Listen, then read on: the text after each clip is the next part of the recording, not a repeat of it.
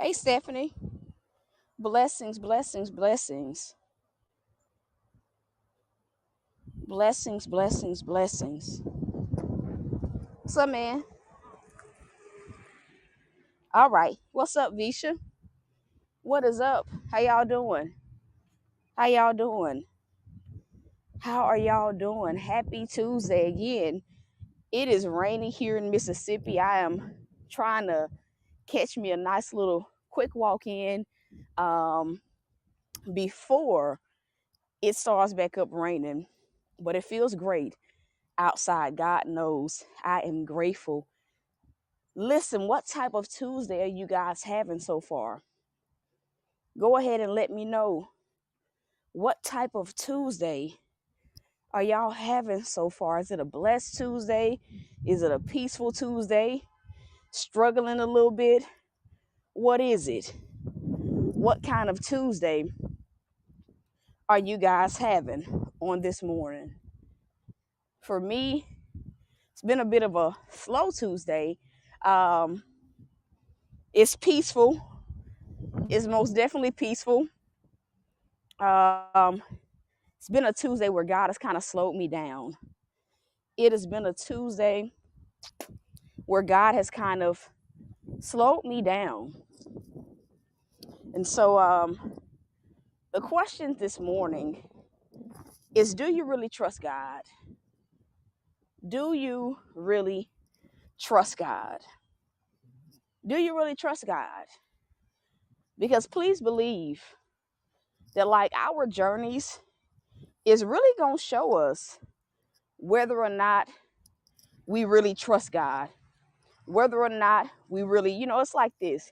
If you're on a journey where you're having to believe God as provider, please understand that he's going to test you in a way that solidifies whether or not you trust that he'll provide. Believe in God for healing, guess what he going to trust? He going to trust you. He going to test you to see, do you really trust him as healer? Believing for God to favor you or make a way, guess what?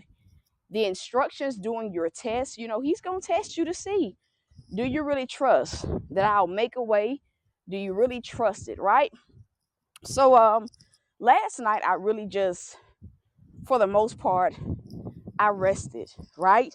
Because it's like once you do all that you can do, once you've done what God has asked you to do, there's really nothing else that like you can do.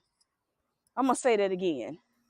Because a lot of times we fight the process, we fight God when it revolves around that.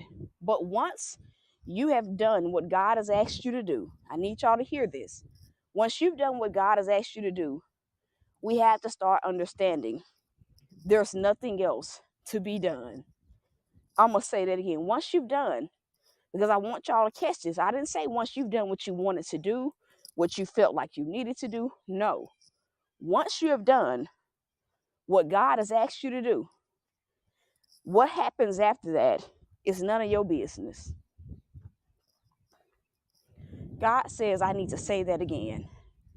Once you have done, hear me now, not what you feel like you got to do. Once you've done what God has asked you to do, what happens after you've obeyed God is none of your business. Somebody say, it's none of my business. It's none of your business. But a lot of times what happens is sometimes we don't do what God is telling us to do. But a lot of times, we will do what God has told us to do. And we will make it our mission to make what happens after we obey our business. And we stress ourselves out. We get ourselves worked up for no reason. Somebody say, it's none of my business. Once I obey God, what happens after this is none of my business. Why is it none of my business? Because I know what I need to know. If as long as I obey God, right? As long as I obey him, I'll be blessed. I'll be favored, right? I'll always have whatever it is that I need. It is none of your business. So last night, once I did what God needed me to do, once I did what he needed me to do, I didn't stay up all night. I'm gonna be real. I didn't stay up all night wondering, is the money gonna come tonight, for the appraisal. I didn't sit up stressing about anything. I took my butt to bed, right? And so after that happened, after I went to bed, I woke up this morning to see that one bill came out. Woke up, to a message asking for help, and so help with like gas and stuff like that. And so, I noticed something in that moment. I said, Lord, I didn't sit up here and I didn't go back and forth whether or not I'm a, help. I just said, Lord, how much, right?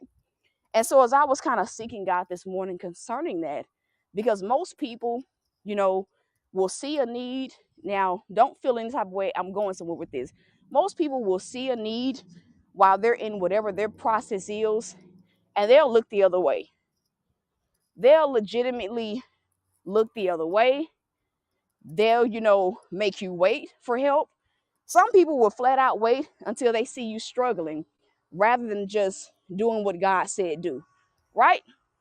And so as I was seeking God about it, what he told me was, he said, what you've just done is solidified the fact that you really trust that even with you giving to other people, right?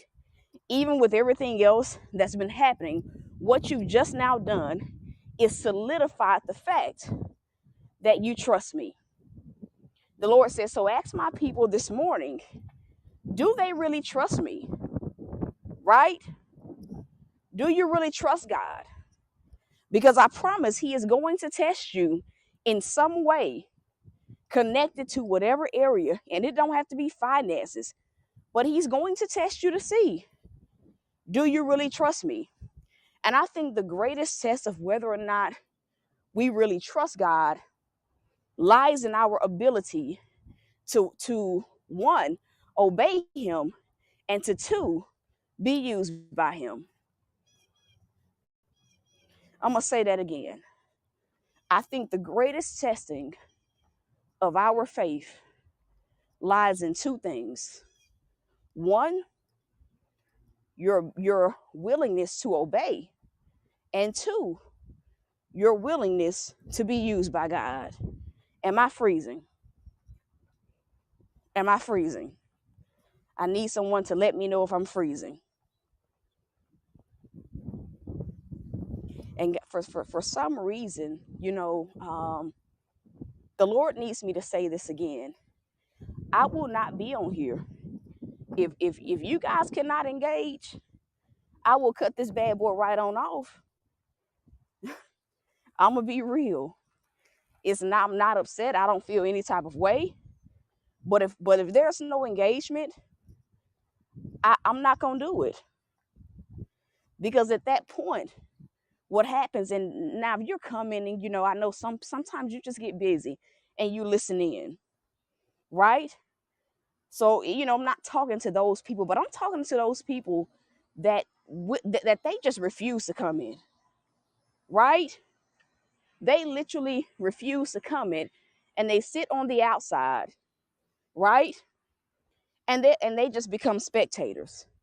They say nothing, but they receive the oil, they receive the word, they receive all of that.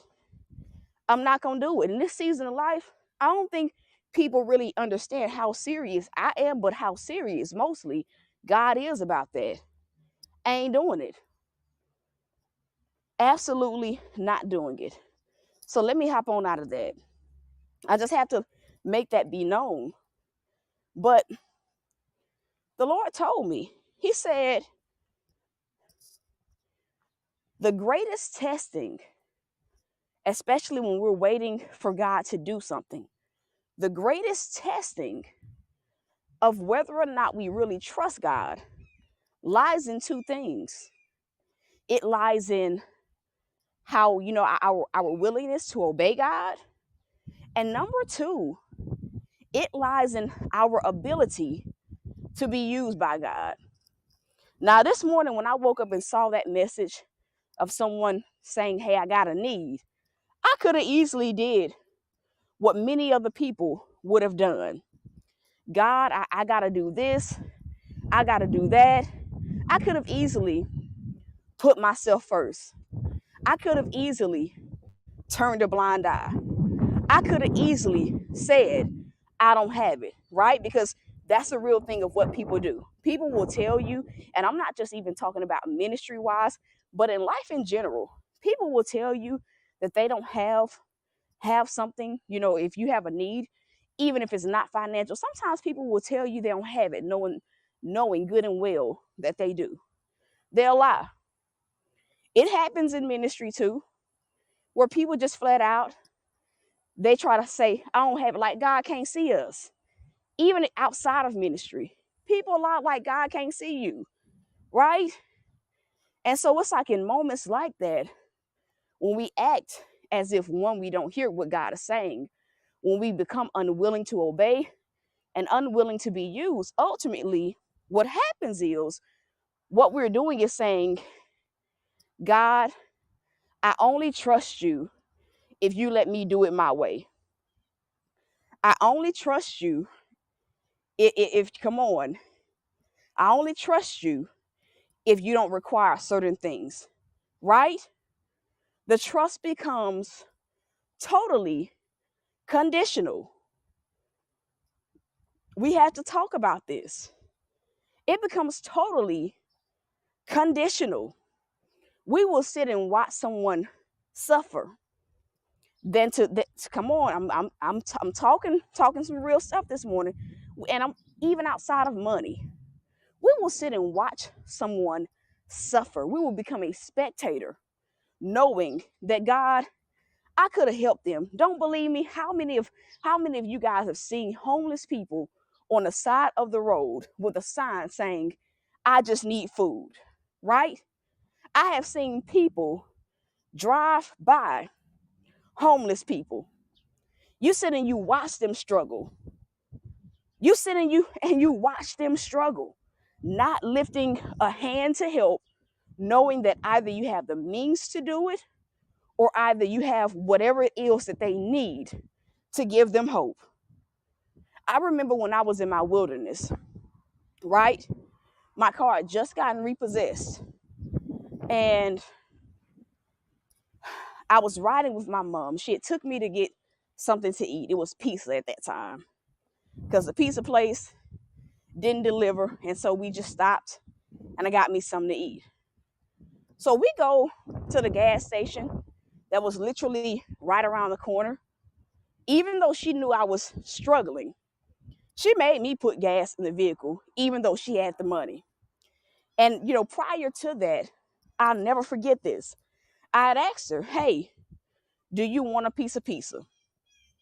Do you want some pizza? Still willing to share. She said, no, I don't want none. So we get to the gas station. Homeless guys outside of the gas station. And I heard the Holy Spirit say, give him that pizza. Give it to him. I could have said, to get no food. Ain't no food in the house. I could have made up 1,000,001 excuses. And so I didn't hesitate. I asked him, I said, you hungry? He said, yes, ma'am. I went, I got that pizza, and I gave it to him. His response, he was so grateful.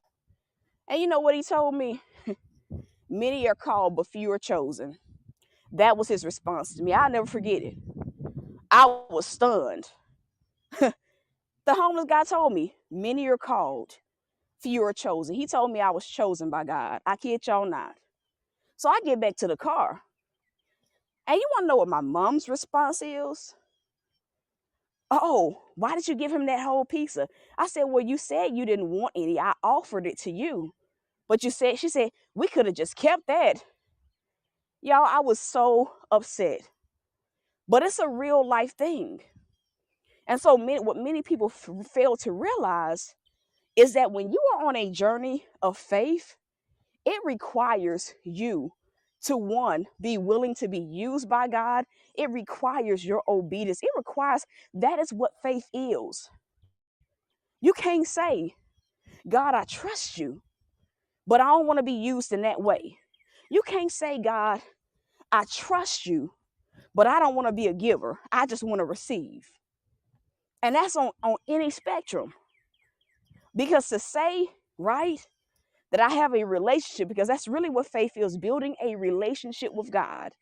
Because to say you have a relationship with God, it requires that you become a reflection of God. Whew. I'm going to say that again. To say that, like, you are building a relationship, you have a relationship with God, because that's really what faith is. It's building a relationship, right? Think about how we build relationships in the, in the natural realm, apart from God. It's built off of trust, communication, right? Loyalty, your ability to be there for a person, or whatever the case may be. With God, it is no different. But to say that you have a relationship with God, it means, God, I understand that on this journey, if I have a relationship with you, this process grows me into a place where I become a reflection of you, your love for the world, not just your love for me. Because a lot of times when we think about God's love, we are selfish in that. Oh, I'm just thinking about God's love for me. And a lot of times when we say that, baby, it's so conditional. It's so conditional. God, you love me because you protect me, you take care of me, you favor me, you make a way, you do X, Y, and Z for me. We don't even think about the fact that here on earth, we're literally his disciples. So how we respond to God, our willingness to obey God, our willingness to be used by him, it directly affects someone else's faith. Am I making sense? It directly affects the faith of someone else. So my question becomes, can you say that you have been a reflection of God? Can you say that you have been, that you are a reflection of God? Because the truth of the matter, many people will say, yeah, I'm a reflection of God, but then they don't have the obedience and the surrenderance to back that up. But are you a reflection of God? There have been so many times, right, when I've needed God to do something financially, and money will come in, and God will be like, sow it, sow it. And one thing that I've learned as well is that what you make happen for someone else, God will make happen for you.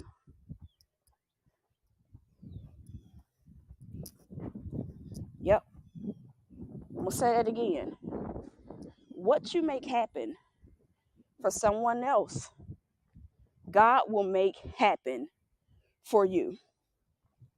I have to say that because I've seen that in my own life. But even like in this season of like what God has been doing in my life, what I've also been seeing is that the people that have been willing to trust God, willing to obey God, they too have been blessed by that. Now, I mean, when I say I'm not the only person, that's getting a home. We had Joy Speaks, got a home, got the assistance that she needed. But y'all, last night, an individual messaged me that went out of her way. She went out of her way when I had to believe God for that 1% down. God says, I need to share this. And she couldn't Cash App it to me, couldn't PayPal it to me. But you want to know what she did? She Western Unioned me some money. She Western Union me $200. I kid y'all not. So she messages me last night and she's like, I put an offer in on the house, me and my family, and our offer got accepted. She said our offer got accepted on a home. This was, I kid y'all not, this was literally after the last broadcast. And so it's like what God has been doing in this season is he's been showing that what we are willing to make happen for someone else, he makes happen for us. I'm going to say that again. What we make happen for someone else, he makes happen for us. And again, this goes beyond the financial aspect. You give somebody else grace, you open a door for someone else, guess what God gonna do? He gonna give you grace and he gonna open a door for you. Hello, somebody. He gonna, what you make happen for someone else, God makes happen for you. Because when we allow ourselves to just be willing to be used by God, when we allow ourselves, hear me now, not just to be used by God, but to obey God fully, man, he makes anything happen for you. He really does. This is what faith looks like.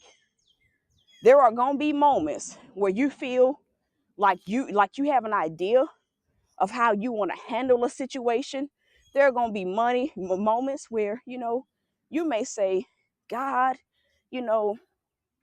I need, money and I'm saving for X, Y, and Z.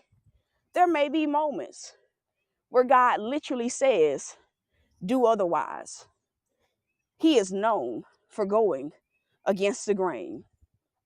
Am I making sense? He is known for going against the grain. And half the time, like what we forget, or what we fail to realize is that we will like straight up rebel against what God is wanting us to do. And a lot of times, doing it our own way, we don't even be anywhere close to what we say we're believing God for.